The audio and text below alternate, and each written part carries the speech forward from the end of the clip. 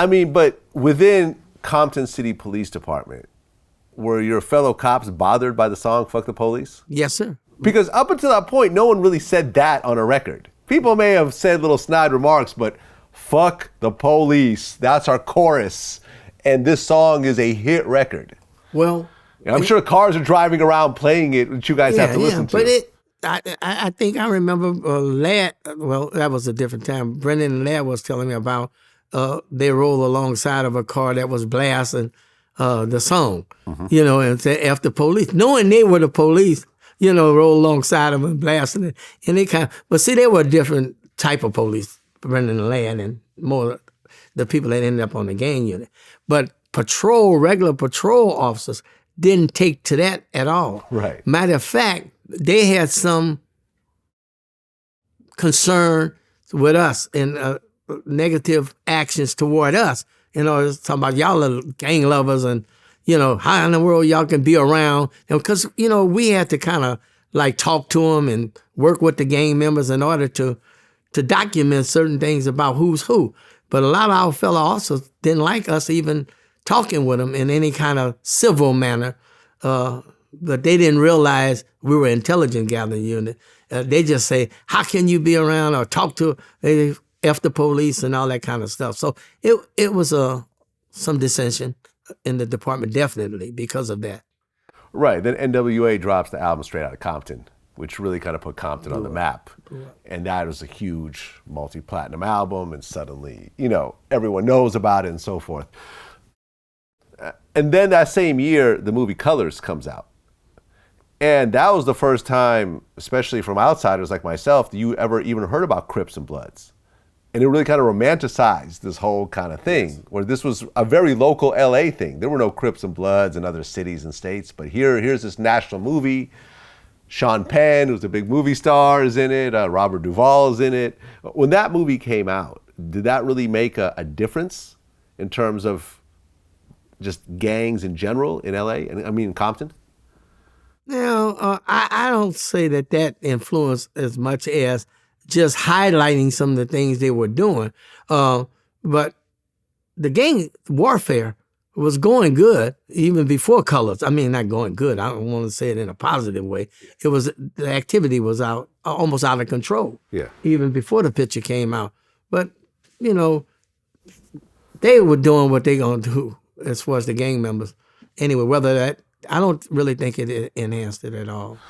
Well, I remember I interviewed Alonzo from the World Class Wreckin Cru, who signed Alonzo Dr. Dre. Williams, yeah. Alonzo Williams, exactly.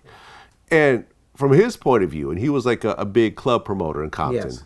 Yeah. He said that before N.W.A., you had gangs and you had occasional, gang fights in certain areas and people who were hardcore. But then after that, it sort of made it so popular that everyone was suddenly a gangster. Everyone was affiliated. And every time he would throw any sort of event, gang fights would break out.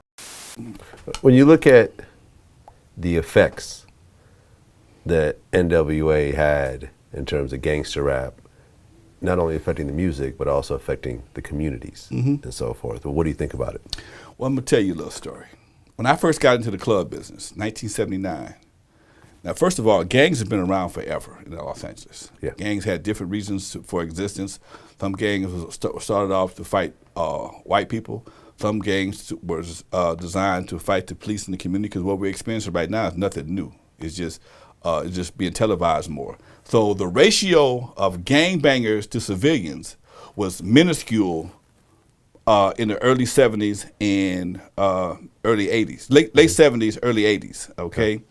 Right after N.W.A., now I've been in the club business all this time, and I stopped making records. Went back to my second career, which is nightclub owner. What happened was N.W.A. and gangster rap made gangster lifestyle cool. So the ratio started to change. Everybody was a gangbanger. It used to be 5% gangbanger, okay? Because gangbangers, once upon a time, had a code. You just couldn't have a gun. You had to be able to fight. You had to have something to bring to the hood other than a pistol. Well, at some point in time, when the dope and the gangbanging became profitable, everybody became a gangbanger. So now you got 95% gangsters or 90% gangsters and 10% civilians. because of just that, and Alonzo, he's right, right on as far as his knowledge and what he's talking about that time, because he had what they call the Wrecking Crew, were the original guys who got started with, Dre and Yella, all them, DJ Yellow and E and Dre and all them. They were the Wrecking Crew. Eazy-E wasn't part of the Wrecking Crew. No, he was just I'm affiliated. sorry. Yeah. I was trying to say. But the other guys were Yellow. Yella and Dre was part of it. Yeah. Dre and Ice Cube. No, Ice Cube was sort of affiliated with a different group. All right, but I'm just saying that they were on the stage together at this particular events, and because of that violence, that's when Alonzo reached out to Compton PD off-duty people, myself and his cousin Philip Bailey and stuff, and we worked those events. We worked those events, off-duty Compton police officers, and we had to break up and keep it, because like you're saying, that's when the rivalry really was kicking up, and where they see each other, all of a sudden something jump. So you couldn't have events in Compton that would draw those types of difference. How would you say, different groups or the Crips?